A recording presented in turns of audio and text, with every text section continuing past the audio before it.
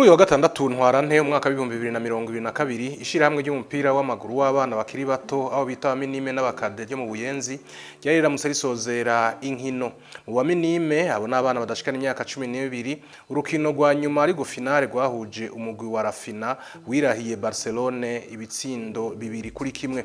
Izo nkino zikaba zabereye ku kibuga ca Paroisse Saint-Augustin hariya mu Buyenzi. Isara Jabu arongoye iryo shirahamwe akababazwa n'ingene abo bana badafatwa mu mugongo. Aha agira ati atari ishirahamwe ry'umupira w'amaguru mu Burundi FFB ryaduhaye aya mabendera mubona nta yindi fashanyo turonka. Agatangazwa n'ingene abo bana badafashwa kandi aribo bazovamwo abakinyi b'imigwi y'abakuze hatibagiwe umugwi nserukira gihugu. Nawe umufasoni Riziki Nshimirimana arongoye umugwi wa Barcelone ngo barakeneye ubufasha. Ingorane duhura nazo ni nyinshi. Kwanza kubwanje je ndi umufasoni ntwaye equipe nsandi je nyene nta bufasha mfise. Umva nasaba uwo bafise umutima wo gufasha ko ashobora kudufasha kugira ntere imbere gusumba.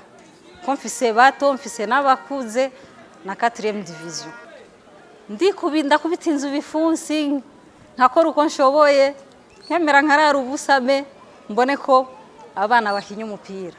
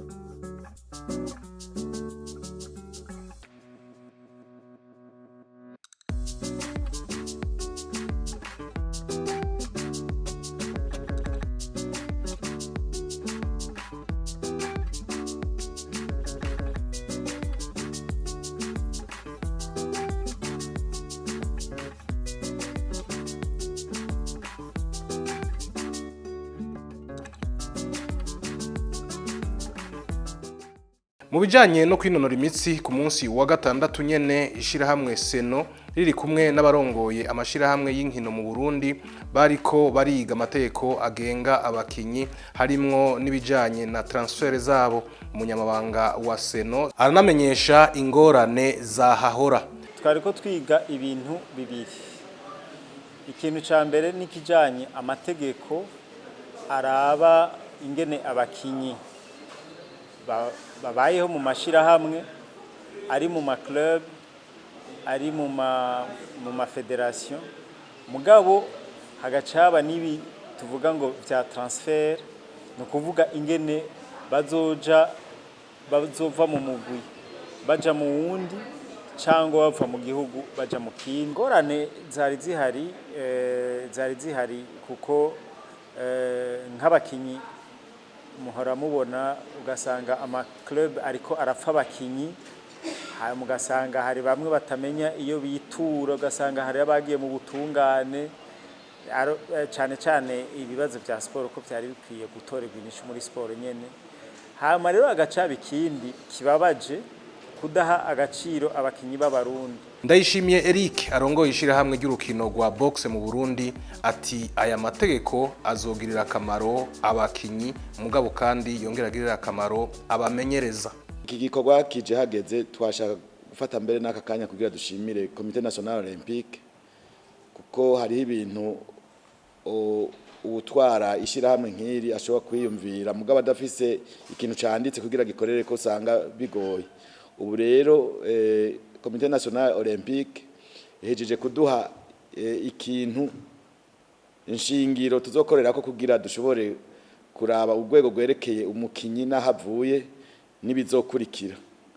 Biradufashije cyane gose ahubwo twashaka gusaba yuko bishoboka n'abakinyi n'abamenyereza yuko nabo nyene boshobora kuronka izi nyigisho kugira bazifate nka nkama babone yuko umukinyi adatamba yiyororera mbere n'umumenyereza nawe nyene haba hariho akarusha ashobora kuhakura mu gihe yoba yamenyereje umukinyi wiwe neza. Kuri uwo munsi wa gatandatu nyene kandi niyo hugururwa inzu nshasha yo kwinonoreramwo imitsi ariyo A+ Fitness, kakaba kabaye mbere n'akaryo ko gushira habona amasezerano A+ Fitness yagiraniye n'umugwi wa Vitaro. Kubwamanira kiza Redempteur yaserukiye A+ Fitness ngo baje guteza imbere ibijanye no kwinonora imitsi mu Burundi.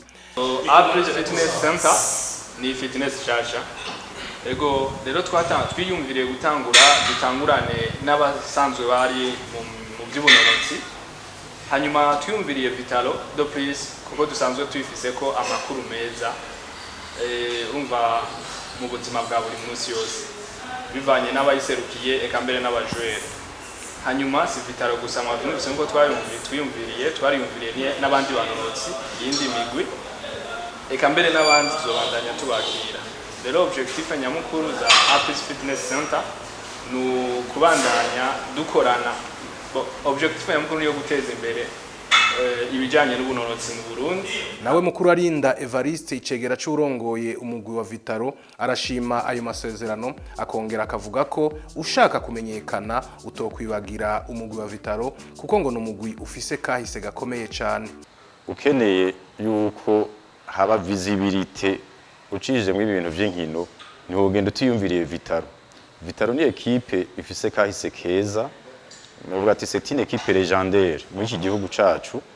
Hanyuma nkuko yabivuze yaduhaye ikiringo c'amezi 6 bivanye n'ukuntu dukorana. Nibaza yuko tuzoshobora no kongereza amasezerano. Hanyuma ku ruhande rucanke ruriya nibaza ko tuzokorana neza kuko natwe turiko turiyumvira ikintu justement cotuma tugirira publicité irengeye uyu munsi kubera nawe yatwizeye. Ndiyumvira nk'ubwa mbere ho tugiye kurondera tuzovugana nawe nyene turondere nk'amamayo dushire ko A+ Fitness abakinyi baze barazikinana mu bibuga bitandukanye. Hanyuma abantu bazogira curiosité yo kurondera kumenya iyi A+ Fitness irihe ikora iki. A force yo kurondera bazoza ba visite kandi nkuko ndabibonye namaze kwinjira mu fitness atari make afise equipement iri ku rwego rwo hejuru. Ayo masezerano hagati ya A+ Fitness na Vitaro akabazomara amezi 6. Ku munsi w'Imana naho kwigenekerezo rya ndwi ntwarante mwaka 2021 amakuru y'inkino mu vyayaranze harimo urukino rwa nyuma arigo finale rw'umupira w'amaguru ukinigwa ku musenyi arigo Beach Soocer. Ubwo rukino rukaba rwahuje Sagasable Beach na Mikimba Karera Beach. Sagasable Beach akaba ariyo yatahukanye igikombe inyuma yo gutsinda Mikimba Karera Beach ibitsindo 7-6. Juma Musoma arongoye inkino za Beach Soocer ati finale yagenze neza ubu hasigaye kwitegurira urukino ruzohuza umuguserukiragihugu w'u Burundi n'umuguserukiragihugu wa Tanzania mu nkino bakinira ku musenyi arizo Beach Soocer. Ubwo rukino nago rukazoba kwigenekerezo rya 27 z'uku kwezi turimwo muri uno mwaka nyene. Yagenze neza. Ego. Mbega irindi higanwa risubira gutangura ryari? Bon, urabona twebwe tukorana na Federation de Football du Burundi, shirahamwe ry'umupira w'amaguru mu Burundi, turindiriye yuko batubwira nyine karanga mu ingene bizogenda kirangamisi twumvise kandi yuko muri hari urukino rwinjije n'igihugu cya Tanzania ego urabona icyambere turashaka ko tutuheza iyi finale iri higanwa kugira ngo tutangure kutunganya nyene uro rukino kuko tuzokina mu itariki 27 z'uko kwezi nyene urabona kuvejo tuzotangura kugira imyimenyerezo yego ntaco muvuze ntaco musaba ibintu byose ko bigenda neza icyo tuvuze cyane urabona tubuze ikibuga kishobora kuremerwa n'amakungu urabona tukonera ngaha ariko tuzi ko FIFA ikafi ishobora kucemera niyo ngorane nini kuko ubu muri federation bariko baribaza ko tokinira iyo match i Dar es Salaam match zose zibiri aller retour tuzikinira i Dar es Salaam none si vyiza kuko kubera nyene nda kuri to bigenze tuza kukina izo match ya mbere niyo tariki 27 iyi ni tariki 6 tukwezi kuza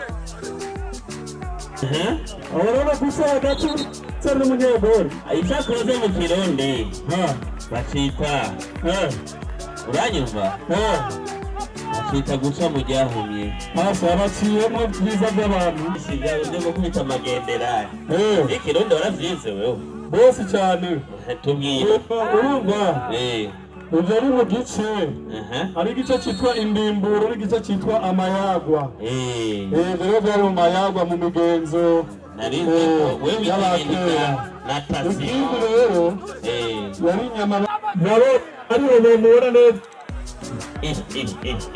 baterapera kibinjiza nawe yitwa Makambo arateye bana tatu na timu ya Oja yitwa Makambo kuna umuntu avuga amajambo menshi urabita Makambo yasize n'icyambere Makambo bamuhaye amahera yasize n'icyambere ibintu basize n'icya gatatu 500 francs niyo bamuhaye bamuhaye amahera yego wagira